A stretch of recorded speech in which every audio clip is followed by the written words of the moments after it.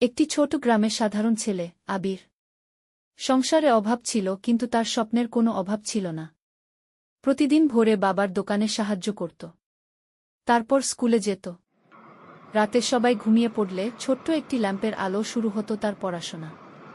একদিন পরীক্ষায় সে ব্যর্থ হল। চারপাশের মানুষ হাসল।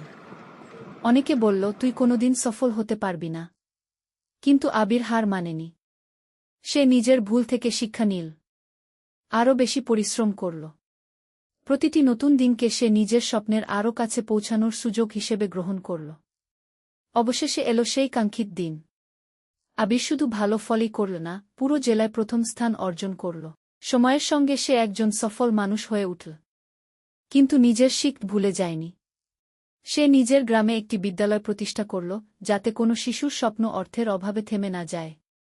মনে রাখবেন, ব্যর্থতা শেষ নয়। শেষ হল যখন আপনি চেষ্টা করা বন্ধ করে দেন। তাই স্বপ্ন দেখুন, কঠোর পরিশ্রম করুন এবং কখনোই হাল ছেড়ে দেবেন না। কারণ আজকের সংগ্রামী আগামী দিনের সাফল্যের গল্প লিখে